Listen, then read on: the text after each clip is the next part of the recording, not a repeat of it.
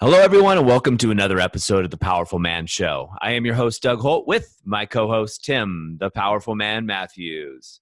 Tim, what's going on, brother? Yeah, I'm doing well. Doing well. You? I'm doing well also. Getting my morning off to a great start. Had a great meeting with you and Arthur, one of our head coaches. So nothing like starting the day off right. Very true. Very true. So, Tim, I wanted to continue the conversation we were having with Arthur because I think this will apply, well, certainly applies to me, and I think it'll apply to a lot of the men that are listening to this. And it was something that we were talking about was how can men get out of their head and into their heart? And I want to give this a little bit more background, if we will. So oftentimes men are told by their spouse or about other people that they're not emotional enough or they're not connected, they don't show emotion. All of these things are symptoms of a bigger problem or a bigger case. And when people say, "Oh, you're too much in your head," what they're talking about here is you're using too much of your analytical mind. You're not connecting with other people and you're not connecting with yourself. So this is something that I think you're great at. And I want to use this episode and this podcast to, at least the first part of this, and maybe there's more, to start off with what can some of the men that are looking at here, that are listening to us or watching us, what can they do to drop out of their head and into their heart and get present with the moment, present with who, and connected with who they are? And how can they do it in a masculine way? In a masculine way. What I mean by that, I'll clarify that. What I mean by a masculine way is, in a manly way. Because I think a lot of times people, well, I'll speak for myself and I'll speak for the guys I talk to. When we talk about dropping into your heart and being emotional and showing feelings, it's not something we typically associate with a masculine male, right? The archetype that's there. Okay. And I think that's a blockage for a lot of guys. You want me to be more emotional? Well, you want me to start crying and get on the floor and, sobbing. That's not what I do. I go out there, I hunt, I kill, and I bring home the food for the family. Okay. So I think what may be useful is to give this conversation a little bit of context. When I say conversation, give dropping into the heart, because it just sounds super feminine, right? It's kind of like, well, what's the point in that? What's the benefit of that? Why would I want to do that? You want me to give away my balls to my wife? You want me to lose the edge, the killer in me that makes me so good at business? You want me to, what do you want me to do? What's what? I think it'd be good, Doug, if you could give me and give the listeners an example of the benefits of this. Like, why would somebody even be interested in doing this? Well, like I said earlier, is a couple of reasons. One is your spouse may have told you like you don't show any emotion, right? Or you're thinking too much. You're always thinking about things. Why don't you just be present in the moment and do that? So those are advantages. Selfishly, you and Arthur told me that I need to get out of my head and get more into my heart just before we get on this podcast. So that's why I'm asking. Again, like I said, this is a selfish conversation, and it's a journey that I've been on, and I've been told it by many people that obviously, if you're in your head, most of the people that listen to this are business owners. They're super intelligent people, right? Super intelligent men. But how do they get to that present moment where they're in their body? They're more connected to their self, to source, whatever you want to call it. Okay. I think it might be useful for me to dive into as well some of the costs, let's say, or symptoms for these guys, or for anybody really, who hasn't made that transition. Because I think something key here, if usually what causes a lot of the disconnect in the marriage. So when I say disconnect, walking in through the door on an evening and struggling to be present with your wife and kids because you can't take your mind off work, right? And then sometimes it can lead to that, shouting at your kids for acting their age, or pouring that glass of wine or the cocktail, one turns to two, and you end up getting your phone out, and your wife goes to bed at different times, that kind of thing.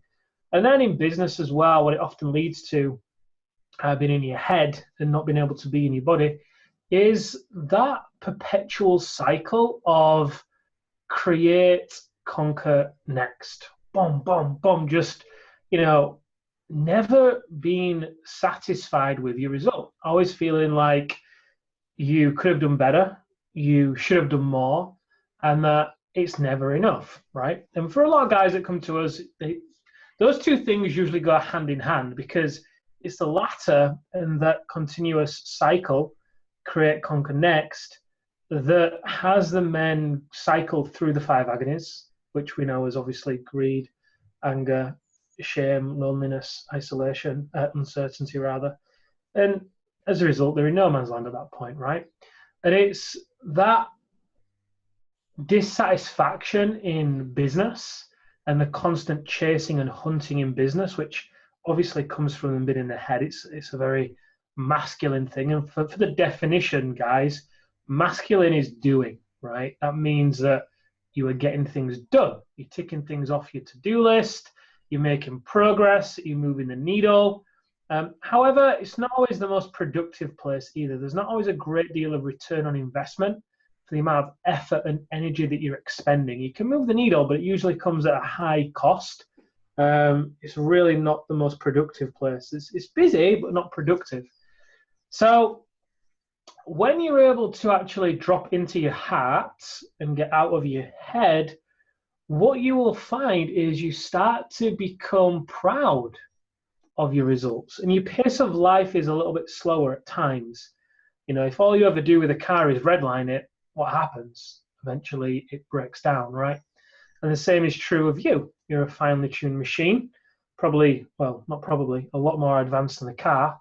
But if you're constantly redlining it, then, that level of burnout shows up for you too in different ways, whether it is the frustration when you walk through the door in an evening, or whether it is the fact that you're not sleeping very well, or you're relying on caffeine to get through the day, or you are anxious about things falling apart, or, whatever it is, right?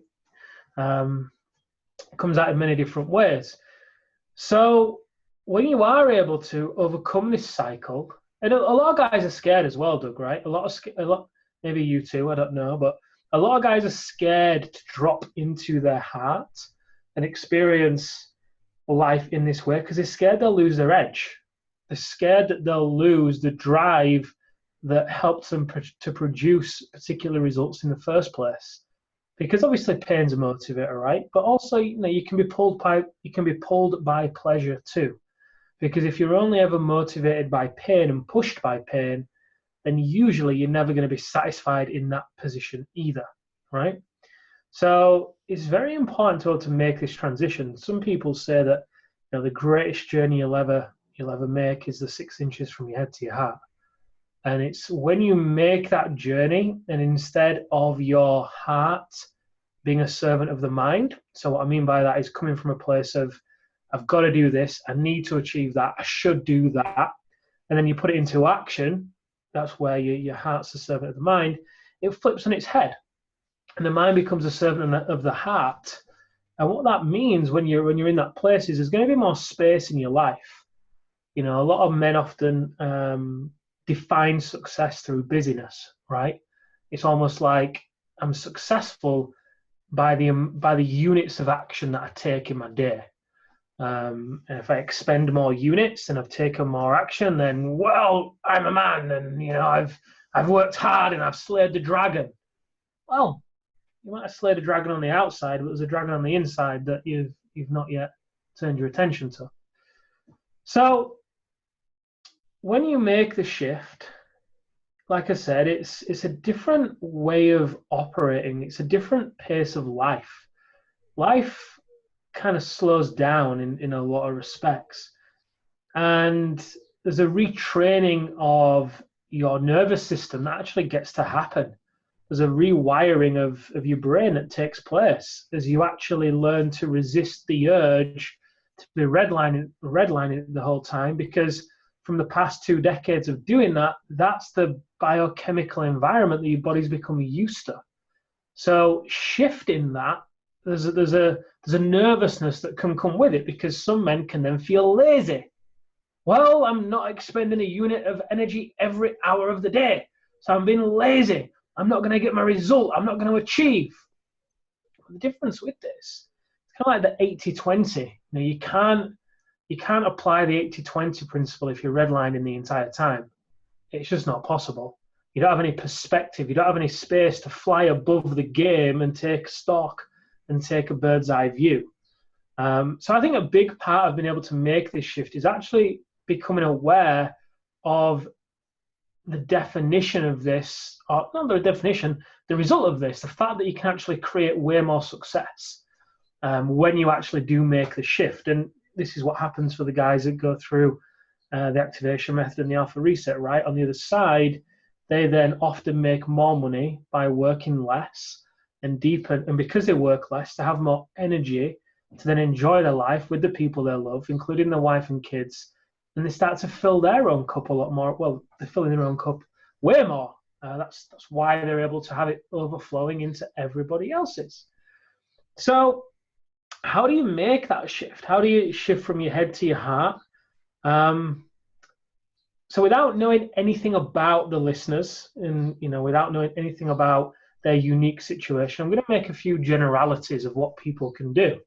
And the first thing is to really live, or do your best to live by, the philosophy of managing your energy over your time. What do I mean by that? So you might realize when in the past, when you've walked through the door in an evening, your head feels like it's going to explode. And that's when your wife comes up and she wants to talk to you about her day or tell you about the kids, and you're doing your best to hold it together, but sooner or later it erupts, right? That's usually, you become aware of your energy at that point. Although you feel drained and also overflowing at the same time, you're aware of your energy. Now, in order to make this shift, you get to become aware of your energy before you get to that point. And when I say your energy, all I mean really is how you feel, right? And the more you become acutely aware of how you feel during your day, and the more you actually honor that and calibrate it towards emotions of joyfulness, excitement, inspiration, the more sensitive you are going to become to things that take you out of that way of operating. Hey guys, there's so much information here that we decided to break this up into 2 segments. So what you're going to see in the next one, I invite you to continue, is move on to part 2, where Tim actually drops some more knowledge and what he's seen with men just like you.